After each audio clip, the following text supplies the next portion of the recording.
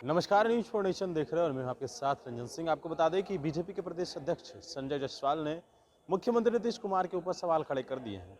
नीतीश कुमार को यह कह दिया कि उनको तो काम ही करने नहीं आता है और नल जल जो योजना है उसमें 50% केंद्र सरकार ने पैसे दिए हैं। बात करेंगे हमारे साथ आरजेडी की प्रवक्ता हैं सारिका पासवान कि आखिरकार बिहार एनडीए में चल क्या रहा है।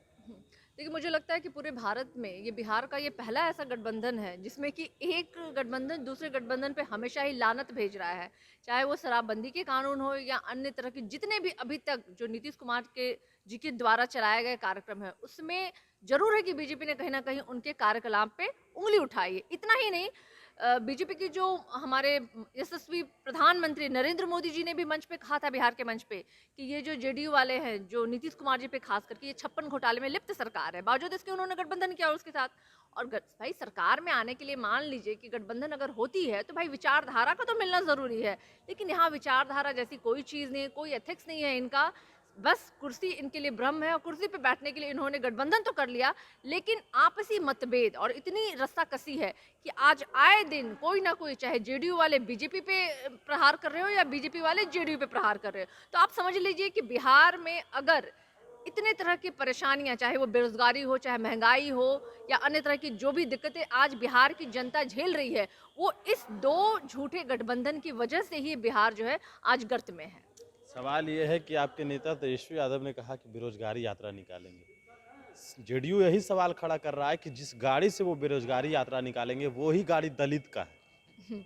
देखिए, जेडीयू का सवाल ये नहीं है कि वो गाड़ी किसकी है। जेडीयू उस यात्रा से डरी हुई है जिस यात्रा की बात बार बार हमारे नेता तेजस्वी यादव जी कर रहे हैं। इसके पहले भी आपको जानकारी होगी कि बेरोजगारी यात्रा हम लोग करने वाले हैं, जिसकी कि अगले दिन इन्होंने लॉकडाउन की घोषणा कर दी थी।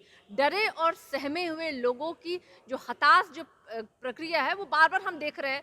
सड़क से लेकर सदन तक हमने इस बात को उठाया। बेरोजगारी जो कि आज बिहार में अहम मुद्दा है। आए दिन आप देखते होंगे कि लोग अपनी नौकरियों को लेकर के जिस तरीके से आज धांधलियां परीक्षाओं में हो रही है, रिजल्टों में हो रही है, कि छात्र प्रतिदिन सड़कों पर प्रदर्शन कर रहे हैं और उन पर लाठीचार्ज हो रही है। वो इस सरकार की देन है, नीतीश कुमार जी की सरकार की देन है। तो नीतीश कुमार जी अपने फेलियर को, अपने जो कहते हैं छुपाने के लिए, उनके पास और तर्क तो देने की चीजें नहीं है। लेकिन पहले भी था कि माननीय तेजस्वी यादव जी बिहार के एजेंडे, चाहे वो युवकों के एजेंडे हो, महिलाओं के एजेंडे हो या बिहार से जुड़े हुए विकास के एजेंडे हो, उसको लेकर के वो लोगों के बीच में गए थे।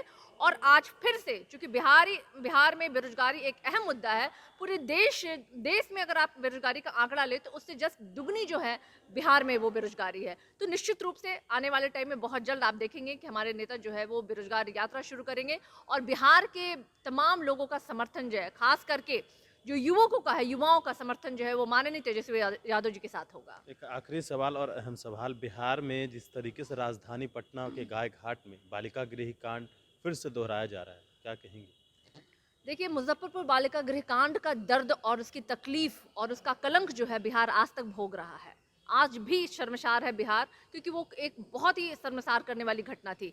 लेकिन ये जो आज हम देख रहे हैं कि गाय घाट वाली जो है, ये कहीं ना कहीं मुझे लगता है कि मुजफ्फरपुर बालिका गृह कांड का पार्ट 2 आप इसे लेकर के चल सकते हैं। और इस तरह के कांड मुझे लगता है और भी कहीं जगह जगह खुलासे होने बाकी हैं, क्योंकि ये सरकार जो है इस तरह की चीज़ों को दबाने की कोशिश करती है। लेकिन जो कहते हैं ना, पाप का घड़ा जब भर जाता है तो दिखना शुरू हो जाता है। ये इस सरकार के पाप है जो दिन प्रतिदिन दिख रहा है। और सरकार मूक दर्शक बन के जवाब दे नहीं पा रही। जवाब कैसे देगी भाई? आप तो संरक्षित कर रहे हैं उन लोगों को। आपके संरक्षण, आपके जो सरकार आपने बनाई है, उसमें जितने लोग बैठे हैं वही लोग वो हैं जो वो उन घटनाओं को अंजाम दे रहे हैं। तो आप बोलिएगा किसके खिलाफ? लेकिन दुखद है कि इस तरह की घटनाएं जो है बिहार में हो रही है और हमारे सुशासन बाबू जो है वो मूक दर्शक बने हुए हैं। चलिए, आरजेडी की प्रवक्ता सारिका पासवान थी हमारे साथ। सवाल थे कि आखिरकार बिहार में जिस तरीके से लगातार सत्ता पक्ष के घटक दल आमने सामने हैं, वहीं बालिका गृह कांड हो या बेरोजगारी, ये तमाम सवाल थे जो आपने देखे हैं। और भी अपडेट्स देंगे नेशन के साथ। नमस्कार।